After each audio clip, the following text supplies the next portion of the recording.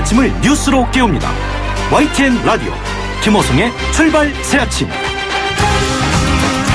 여러분 안녕하십니까? 출발 새아침 김호성입니다.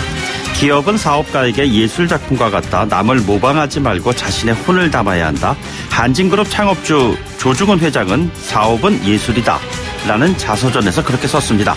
바로 그 창업주의 장남 조양호 회장이 어제 별세했습니다. 불과 반년 전만 해도 공식 석상에 나타나서 건강한 모습을 보였던 이른 나이에 그룹 회장이었던 탓에 사망 소식을 전해든 사람들의 충격이 큰 것 같습니다. 최근 스튜어드십 코드의 힘으로 퇴출당한 재계 총수의 사망 소식이어서 더욱 그런 것 같습니다. 재계 서열 14위 한진그룹의 지배구조, 향후 경영권의 향방에 관심이 쏠리고 있습니다. 조 회장의 지난 5년은 50년 세월보다도 길고 긴 어두운 터널의 연속이었다 해도 과언이 아닌 것 같습니다.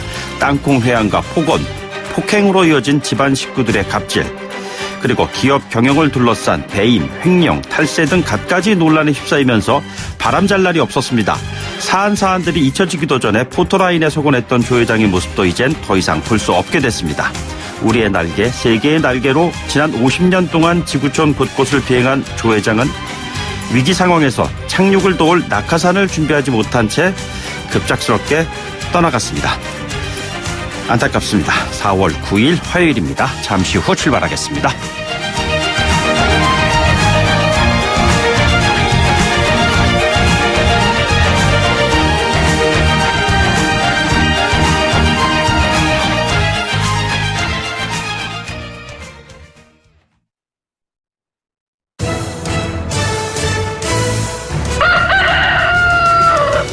꼭이요 꼭, 출근길 꼭 알아야 할 뉴스, 이종래 꼭 뉴스.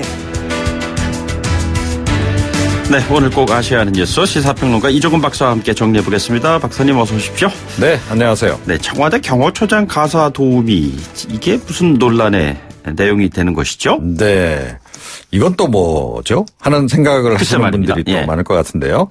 이 주영훈 대통령 경호처장이 청와대 경호처 시설관리팀 소속의 무기계약직 여직원에게 가족 빨래, 쓰레기 분리수거 같은 가사 일을 시켰고 밥도 해달라고 했지만 거절당했다라고 하는 조선일보 보도가 나온 겁니다. 네네. 여기에 대해서 지금 청와대 쪽에서는 경호처 공무직 직원이 관사에서 가사도우미 일을 해왔다는 보도는 사실이 아니다. 예. 라는 주처장의 입장을 전달을 일단 했습니다. 하지만 청와대 측은 이 노영민 비서실장의 지시로 민정수석실에서 관련 사실을 조사해 확인할 예정이다라고 네네. 얘기를 했고요. 그 해당 여직원은 뭐 이사를 하면서 지금 그만뒀다고 합니다. 네네. 뭐 그쪽에서도 역시 사적인 가사 업무를 하거나 그런 지시를 받은 일은 없었다라고 밝혔다고 하고요. 이 근데 경호처장 관사 구조가 좀 약간 이럴 수도 있겠다라는 생각은 좀 하게 합니다. 그러니까 네네. 2층은 그 처장하고 가족의 거주 공간인 반면에 1층은 회의실 같은 이런 공적 공간으로 만들어져 있다는 거고요. 예. 그 보통 여직원은 그 1층까지만 담당하는 거로 돼 있다고 합니다. 네네. 자, 그런데 이게 좀 1, 2층이 좀 애매하다 보니 예, 이게 또 그 논란의 여지가 있는 지시 같은 것이 내려졌을 가능성도 없잖아 있어 보이는 예. 그런 상황인데 뭐 일단 확인을 한다고 했으니까 민정수석실에서 밝히겠죠. 네. 알겠습니다. 뭐 공적 영역에서 벌어진 일에 대한 언론의 관심, 그리고 이에 대한 알 권리, 뭐 이런 차원에서 지금 아침에 이 단신을 좀 준비하신 것 같습니다. 예, 그리고 이게 이거 와이러노 뭐 이렇게 얘기를 해야 되나요? 네. 이거 로버트 할리 씨가 마약 투약 혐의로 긴급 체포가 됐습니다. 예. 한 뚝배기가 아니고 마약이었던 것 같습니다. 이분. 예, 지금 경기 남부지방경찰청 사이버 수사대가 어제 오후 4시 10분경에 방송인 로버트 할리, 뭐 하일 씨로도 알려져 있죠. 네네. 마약류 관리에 관한 법률 위반 혐의로 긴급 체포를 한 겁니다. 자신의 자택에서 인터넷으로 구매한 필로폰을 투약한 혐의입니다. 필로폰을 인터넷으로 구매하는 게 가능한 모양입니다. 이렇다면 굉장히 심각한 문제죠. 일단 혐의를 일부 인정한 것으로 이렇게 전해지고 있고요. 구속영장 신청 여부는 이제 조만간 결정될 것으로 보이는데요. 네네. 귀화 외국인 방송인 첫 세대라고 봐도 과언이 아니지 않습니까?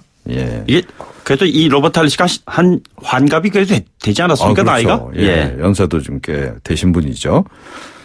한편 그 대마 흡입 혐의로 구속된 SK그룹 창업주 손자 최모 씨도 오늘 그 검찰로 송치됩니다. 이 사건. 남양유업 창업주 외손녀 황하나 씨 경우도 그 2015년 그 마약 투약 혐의로 경찰 조사를 받을 당시에 네네. 함께 투약한 그 다른 여성에게 입막음용으로 1억 원을 건넸다. 아하. 이런 의혹도 함께 지금 불거진 상황입니다. 마약 문제가 말이죠. 최근에 들어서 굉장히 그 기사가 계속 나오는 것 같습니다. 예, 그렇습니다. 어제 뭐 경찰이 집중 단속 결과 뭐 마약 사범 한 1,000명 가까이 예. 이렇게 적발했다라는 보도도 함께 나와 있죠. 의외로 지금 많이 유포가 좀 되고 있는 것 같습니다. 네. 저희가 저 가까운 시일 안에 이 관련된 아이템으로 한번 좀 뉴스를 준비해 보도록 하겠습니다. 헌법재판소가 이제 11일이면은 내일 모레인데요. 낙태죄 폐지 여부에 대한 이제 선고를 내립니다. 예, 그렇습니다. 어제 그 유남석 헌재소장을 비롯해서 헌법재판관 9명이 모두 모여서 이제 평의를 열었습니다. 네네. 그래서 이 낙태죄 처벌 조항의 위헌 여부 그 선고를 11일 날 하기로 이렇게 결정을 했는데요. 왜냐하면 이 사건의 지금 주심이 그 조용호 재판관인데요. 이 서기석 재판관과 함께 18일 날 임기가 끝납니다. 그래서 그 전에 이제 선고를 마무리하려고 하는 이제 그런 거고요. 뭐 2012년에는 4대4 이렇게 해서 낙태죄 처벌 조항이 헌법에 위반되지 않는다라고 선고를 하지 않았습니까? 네네.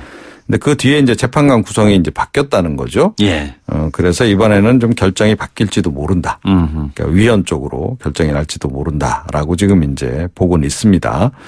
만약에 이제 이번에 이 낙태죄가 이제 위헌이다라고 이제 판결이 난다면 앞으로 국회가 해야 될 일이 많겠죠. 네네. 후속 입법을 좀 해야 되는 상황이고요. 오늘 그 문영배 헌법재판관 인사청문회도 있는데 이 이슈도 여기서 또 논란이 될 것 같습니다. 예. 이게 뭐 여성의 자기 결정권, 태아의 생명에 대한 존중권, 뭐 이것이 지금 서로 굉장히 중요한 가치가 양립하고 있어가지고요. 어떠한 결정이 나올지 한번 지켜보도록 하겠습니다. 네. 오늘 말씀 고맙습니다. 네. 지금까지 이종훈 시사평론가였습니다.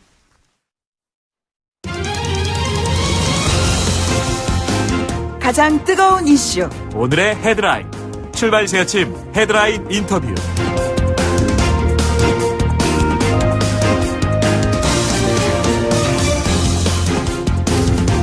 네, 문재인 대통령이 국회 인사청문 경과 보고서 없이 박영선, 김현철 장관을 임명했습니다. 당장 한국당은 결사의 각오로 저항하겠다 이렇게 반발하고 있습니다. 전국이 급속도로로 냉각될 것이라는 것은 또 예견된 상황이고요. 한국당의 입장을 들어보겠습니다. 자유한국당의 이양수 의원이 연결돼 있습니다. 의원님 안녕하십니까? 네, 안녕하세요. 이양수입니다. 예, 지역구가 이번에 큰 산불이 난 속초 고성 양양이신데 어떻게 다녀오셨는지요? 예, 산불이 발생한 날 저녁 때부터 내려와서 지금까지 계속 있고요. 네네. 어제 올라가서 이제 우리 당 대책위원회도 참석하고 그다음에 최고위원회에서도 보고를 하고 네네.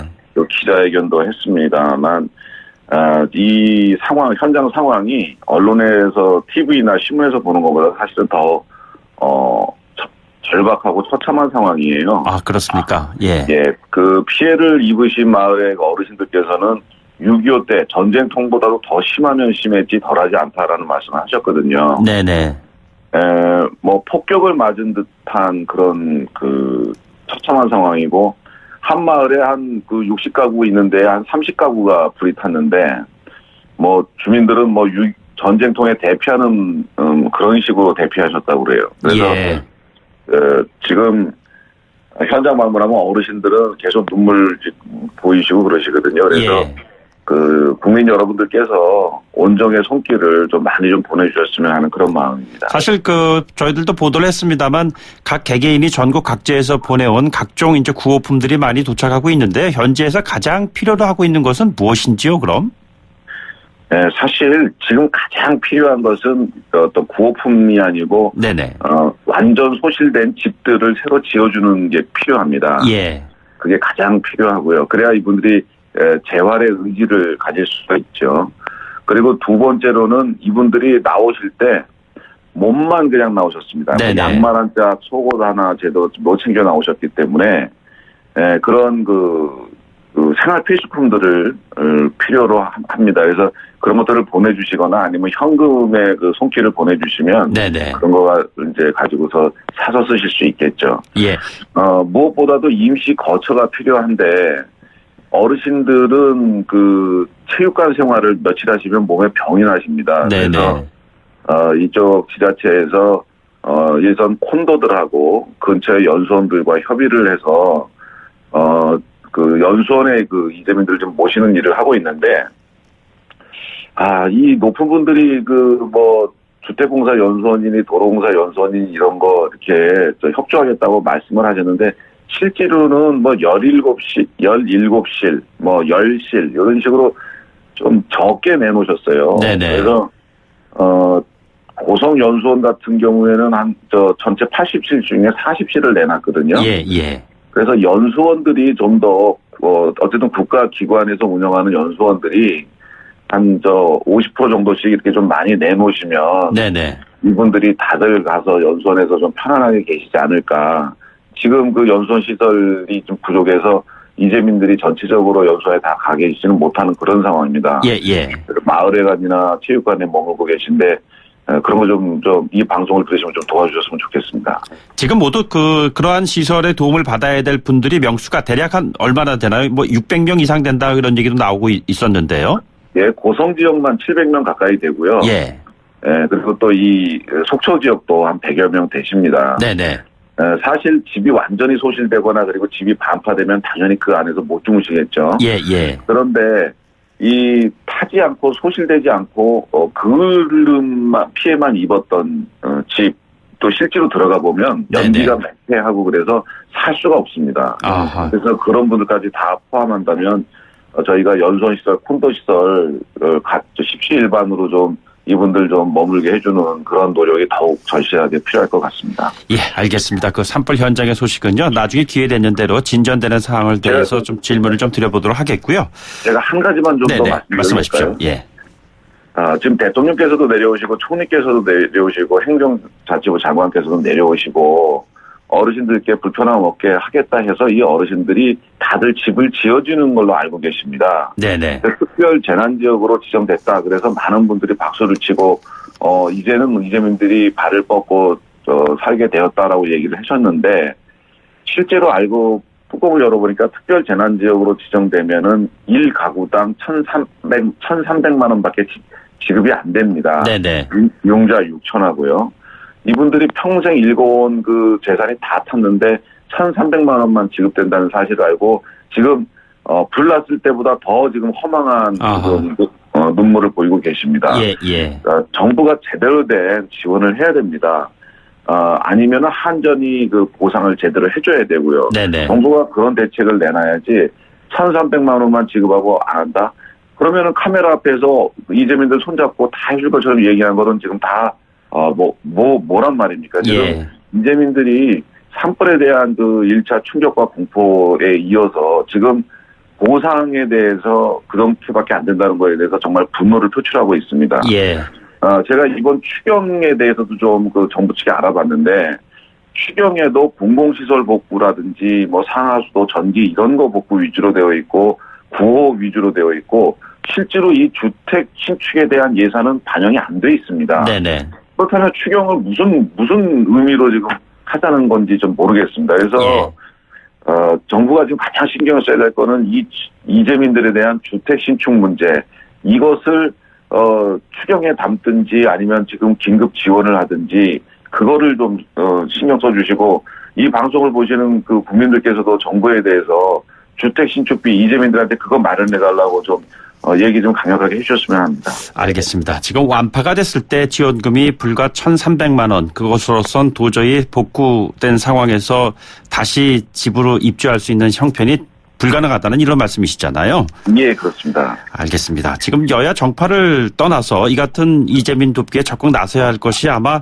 각 당들이 가장 공을 들여야 될 사안이라고 생각하는데 정작 여의도 전국은 그렇게 편안하지 않은 것 같습니다. 어제 문재인 대통령이 김현철 박영성 장관 임명 강행을 했고요. 한국당이 강경하게 반대를 하고 있는데 이렇게 해서 어떻게 협치를 통한 지금 현안들을 하나 둘 풀어나갈 수가 있을까요?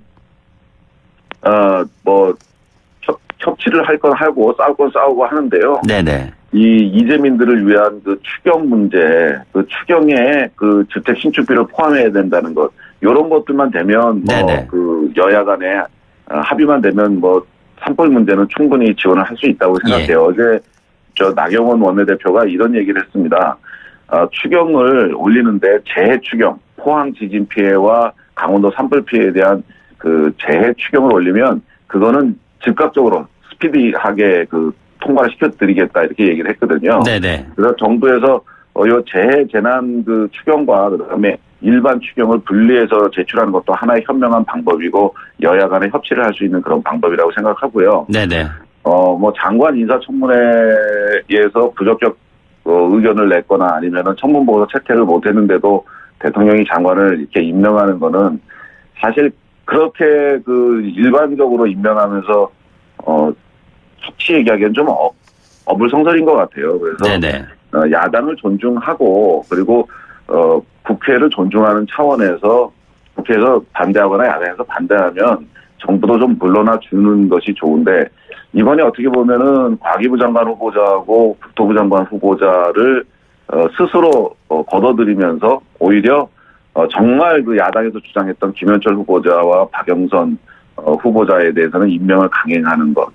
이것은 이런 것들이 그 협치가 잘 안 되게 하고 전국이 경색되게 하는 원인이 되지 않나 생각이 듭니다. 예. 지금 대통령이 왜 이 같은 그 야당의 제1야당의 강력한 반발에도 불구하고 임명을 강행했다고 보십니까? 대통령께서는 뭐 워낙에 좀 소신이 강하신 것 같아요. 어떤 문제든지. 문재인 대통령 집권 이후에 사실 그 야당으로서는 우리가 야당이 지지율이 낮아서 그런가 하는 그런 그 의심이 들 정도로 그 정부에서 너무 홀대하는 그런 느낌을 많이 받습니다. 네네.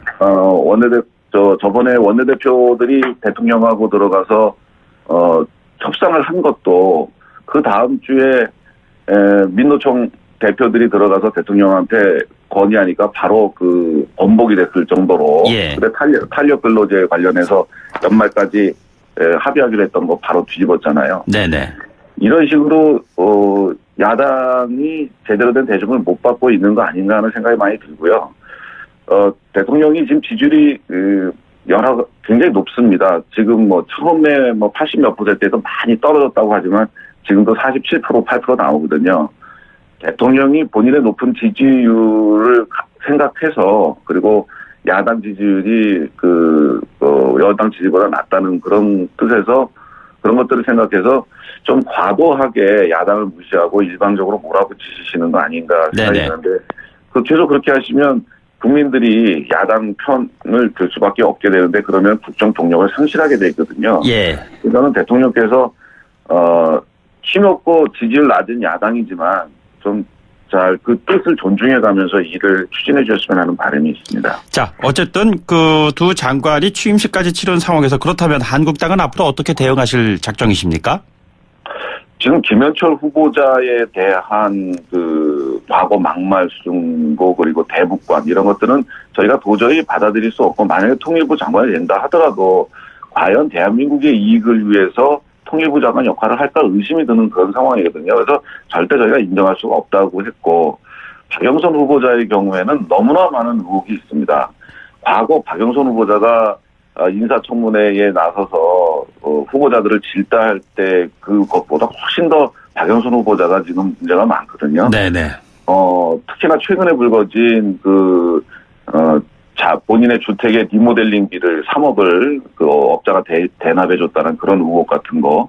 그 다음에 본인이 대기업에 대해서 공격을 하고 그 대기업은 박영선 후보자의 남편에게 수임을 주고 이런 것들이 만약에 정말 사실로 드러난다면 대단히 치명적이고 도저히 장관을 해서는 안 될 뿐인데 그런 것들에 대해서 제대로 정부에서 검증을 하고서 철회를 해야 되는데 계속 이렇게 주장을 한다는 것은 좀 옳지 않다고 보고요. 네네. 그래서 저희 당에서 오늘 오전에 청와대 앞에 가서 이 두 분에 대한 그 임명을 정말 잘못되었다 철회하라고 하는 긴급 의총을 청와대 앞에서 가지면서 청와대에 계속 압박을 하고 네네.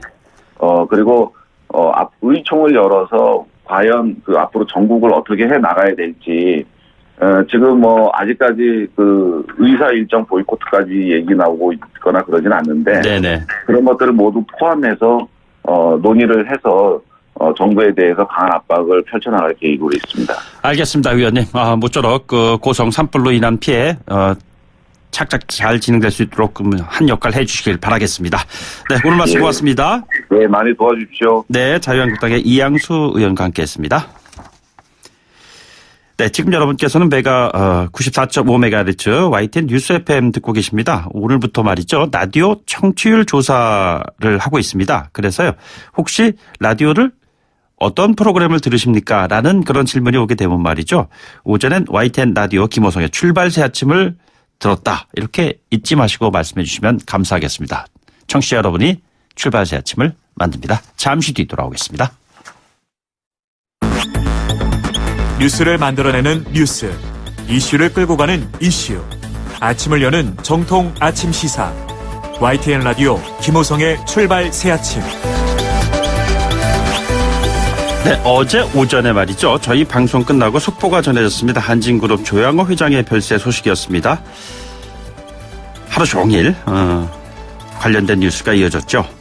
오늘 아침까지도 계속 조 회장의 얘기가 이어지고 있는 것 같습니다. 전문가 한 분 모시고요. 명과 암이 교차된 조양호 회장을 둘러싼 이야기들을 한번 다뤄보도록 하겠습니다. 허희영 항공대학교의 경영학부 교수께서 나오셨습니다. 교수님 안녕하십니까? 네, 안녕하십니까? 예, 뭐 어제 사실은 갑작스러운 소식에 저희들도 깜짝 놀랐어요. 조 회장이 미국에 있다라는 얘기까지 들었는데 네. 이렇게 별세 소식을 듣게 되리라고는 정말 아무도 생각하지 못했던 것 같은데 교수님 어떻게 받아주셨는지요? 예, 전혀 예상치 못했던 일이죠. 오히려 그동안 대한항공의 지난달에 있었던 주주총회 있고 나서 경영권 문제로 해서 이제 굉장히 불확실성이 커졌다. 그거에 대한 관심만 있었지. 네네. 이렇게 조 회장의 비보가 전해주신 몰랐죠. 예. 본래 건강 상태가 사망에 이르게 할 정도로 이렇게 심각하다라는 이야기를 이전에 좀 들으셨습니까? 물론 저도 몰랐고요. 예. 당연히 내부에서도 그렇게 심각하다는 정도까지는 알려진 게 없었던 모양입니다. 네. 네. 자, 그러면 앞으로 조 회장에 대한 얘기를 하기 전에 조 회장이 짤막하게 이전에 어떤 걸어왔던 길 좀 정리를 좀 부탁을 한번 드려볼까요? 예, 조양호 회장은 청년 시절부터 이제 선대 조중훈 회장이 네네. 1969년에 그때 대한항공공사라고 하는 국영회사를 이제 인수했죠. 네네. 당시에 그게. 그러니까 공사를 민영 이제 항공사로 이제 바뀌는 그 타이밍을 말씀하시는 거죠? 예. K라고 하는데요. 네네. 당시에 이제 빚댐이 올라앉아 있었고 늘 사고가 나고 그러던 거를 이제 부실 기업을 또 안았죠. 그리고 나서, 이제 회사를 어떻게 보면 우리나라의 항공산업에서는 대한항공이 그러니까 민영화가 빨리 됐던 게 1969년에 빨리 됐던 게 결과적으로 우리나라 항공산업의 축복이었다. 그렇습니다. 역사적으로 보면 그렇습니다. 네네네. 왜냐하면 그 이후에 이제 일본이라든가 외국을 보면은 뒤늦게 민영화가 이루어졌는데 이제 실패한 경우가 많이 나오거든요. 예. 그런데 이 조양호 회장은 이제 선대로부터 그걸 다 배웠죠. 청년 시절부터. 조중훈 회장으로부터요. 조중훈 회장으로부터. 그래서 이 45년간 그러니까 74년에 입사를 했습니다. 네네. 그러니까 그 당시에 공부가 끝나고 군대를 마치고 들어와서 군대 시절에도요. 그때가 이제 한진이 월남전에서 물류를 사업을 할 때인데 예. 조양호 큰아들을 그때 화천의 전방부대 사병으로 근무시키는 동안에 월남에 파병을 보냅니다. 그래서 36개월을 이제 사병으로 이제 복무를 시키고 예. 그리고 74년에 입사를 시키죠. 그래가지고 자재라든가 정비라든가 영업이라든가 모든 부서에 혹독하게 이제 경영 수업을 시켰고요. 예. 그런 과정을 거쳐서 이제 2002년에 타계를 하게 되는데요. 조중훈 회장이 그때부터 사실상 이제 전면에 나타나게 된 거죠. 그러니까 전권을 쥐고 회장으로서 이제 역할을 하기 시작을 했던 것이군요. 그렇습니다. 그런데 참 보면은 조 회장의 지난 5년은 말입니다. 굉장히 좀 험난했습니다. 예. 그게 조양호 회장이 사실은 성격이요. 그렇게 외향적이거나 이런 성격이 아니고요. 네네. 일만 하는 소위 워커홀릭이죠. 그러니까 사내에서도 별로 인기가 없고 잔소리를 많이 하고 하나하나 다 챙겼거든요. 네네. 또 밖에서는 뭐 정치인들하고 친한 그 교분 관계도 넓지 않고 다만 일만 했던 사람이죠. 예. 특별한 취미도 없었다고 그래요. 그러니까 그러면서 이제 회사는 단단해졌고 네네. 사실 20년간 전체 그룹을 맡은 거는 99년부터 했으니까 20년이죠, 금년이. 예. 전체 그룹을 완전히 장악을 해서 사실은 단단한 회사를 만드는 동안에 내부에서는 인기가 별로 없었어요. 아하. 그리고 밖에서도 그다지 뭐 다만 이제 바깥에 나가면 국제 무대에 나가면 이분이 유학을 한 경험이 있고 언어 예. 능력이 있고 굉장히 합리주의자입니다. 이게 평창올림픽 그렇죠. 유치에도 큰 역할을 한 거죠. 예, 그것도 예. 유치를 뭐 대단히 전면에 나서서 했죠. 네네. 예.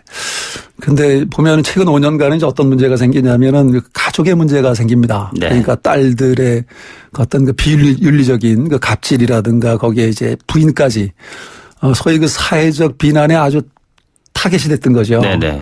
그래서 일은 잘해놓고도 아주 비난의 대상이 되었고 결국 이번에 그 죽음에 이르는 과정에도 그게 영향이 좀 있지 않았는가를 생각을 해봅니다. 그 안타까운 일입니다. 한 네. 기업의 경영인이 그 재계 총수로서의 역할을 수행하다가 어떻게 보면은 집안의 어떤 그런 에피소드 같은 그런 문제를 인해 가지고서는 휘청거리면서 결국에는 이제 사망에까지 이르게 되는 과정을 온 국민들이 최근 한 5년이라는 짧은 기간 동안 가깝게 맞습니다. 지켜본 것이잖아요. 예, 예. 그리고 최근에는 이제 스튜어디십 코드로 해가지고선 어떤 그 이사직에서 박탈당하기도 했는데 스튜어디십 코드에 대한 여진이 지금 채 가시지도 않았는데 지금 사망 소식을 접한 거란 말이죠. 이 충격이 굉장히 크지 않았을까라고 생각하는 분들이 많은데 그랬을까요? 예, 그렇습니다. 지난달 27일에 대한항공 주주총회가 있었고요. 네네. 거기서 좀 의외의 그 어떤 제도였고 의외의 결과였는데 그 조양호 회장이 원하지 않게 퇴진하게 된 것은 대한항공 스스로 아주 강화시켜 놓은 그 임원의 연임 조건. 그게 그게 오히려 부메랑이 됐다는 부메랑이 말씀이시죠? 됐죠. 그 당시에 그게 왜 만들어졌냐면 99년에 그 IMF 한참 시기거든요. 네네. 우리나라 대기업들이 막 넘어갈 때입니다. 헤지펀드들한테. 예.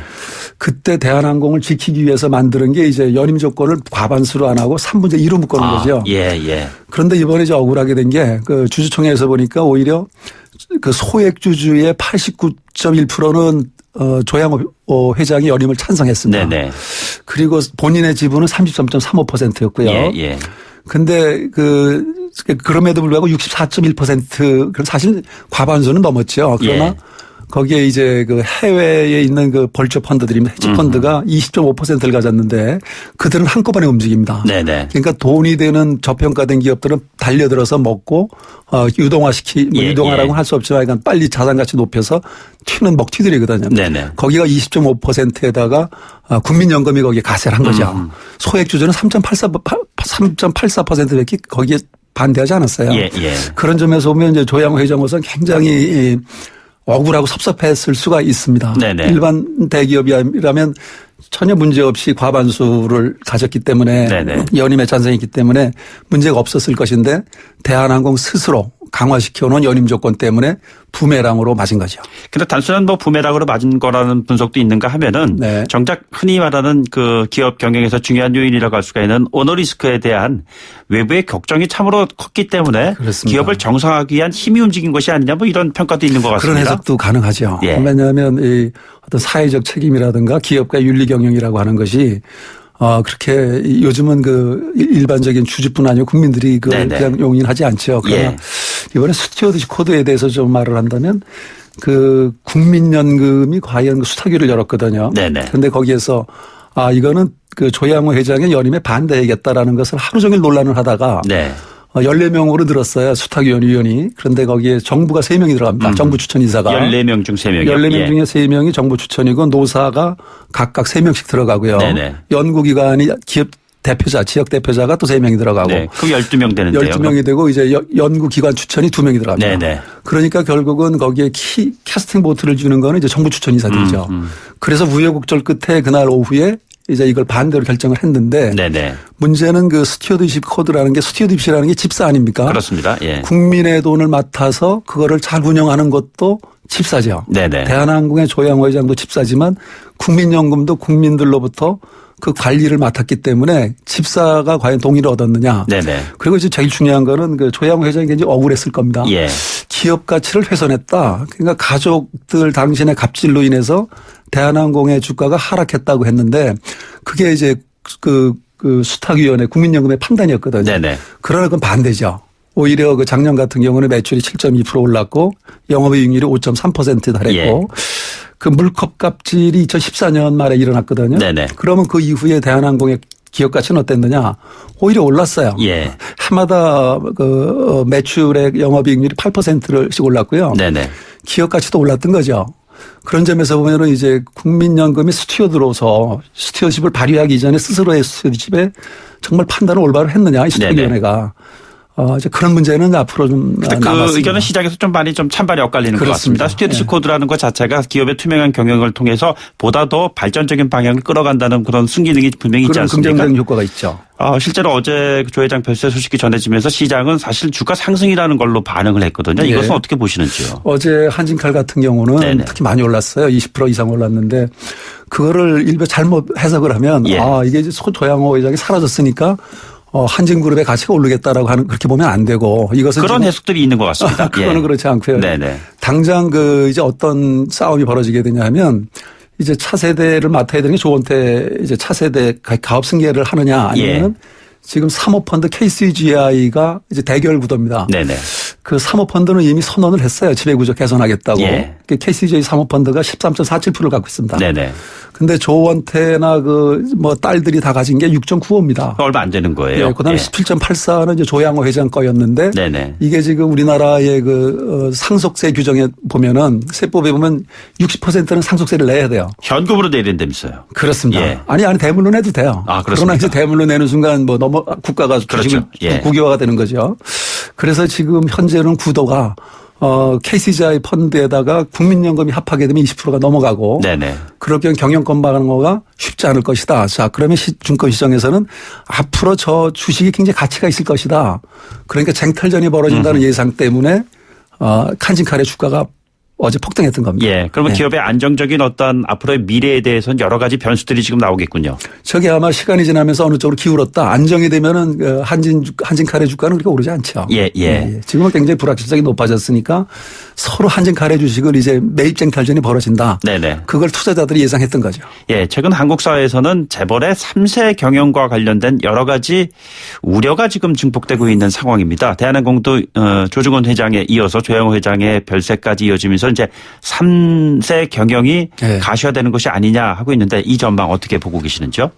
지금 이제 국민연금이 이제 처음으로 이제 경영권에 임원 결정권에 행사를 했고요. 앞으로 이것이 우리나라 3세 경영에 넘어가는 과정에서 이제 문제는 가장 핵심은 뭐냐 하면 승계가 원활하겠는가 하는 것이죠. 예. 그러니까 지금 같은 경우는 우리나라 그 상속세가 어느 나라보다도 강하거든요. 네네. 그러니까 대한항공은 이제 60%를 내놔야 돼요. 예. 근데 이게 50% 이상을 넘길 때에는 65%를 넘겨줘야 됩니다. 네네. 그러니까 사실상 외국처럼 그 패밀리 가족처럼 이 가업이 계속 이어지는 것은 그 파운데이션, 그러니까 어떤 그 재단이라든가 거기를 네네. 통해서 계속 유지가 될 수 없는 구조입니다. 왜냐하면 우리나라는 재단에다가 증여를 하나 양도를 해도 똑같이 상속세가 매겨지기 때문에 네네. 지금 굉장히 이 문제가 이제 지배구조 문제가 불안해지게 됐습니다. 아하. 예. 앞으로 그러면 전문 경영인 체제의 가능성 어떻게 보고 계시는지요? 전문 경영인의 이제 등장이 앞으로 예상이 됩니다. 네네. 그런데 기대도 되지만 우려가 좀 되는 것은 뭐냐 하면 우리나라에서는 그동안 이제 그런 실험적인 상황이 있었죠. 그러니까 기아 자동차가 이제 김선홍 회장 체제로 해서 네네. 사원 출신이 해서 결국은 이제 파산을 한 경험이 있고 최근에는 대우조선해양이 지금 막대한 돈을 들이면서도 전문 경영인 체제로 실패를 하고 있고요. 그런데 문제는 이제 그럼 우리도 그렇게 할 수 있지 않겠는가? 단 무슨 게 우리가 좀 다르냐 하면 외국에 비해서 상속 구조도 다르지만 네네. 또 하나는 이제 강성 노조가 있죠. 노조와 노사 관계를 잘 원활히 가는 경우에는 그게 기업을 끌고 가는 추동력을 잃을 수 있습니다. 지금 대한항공과 유사한 게 이제 일본 항공이었거든요. 잘이 87년에 민영화됐는데 주인을 안 만들어 버렸어요.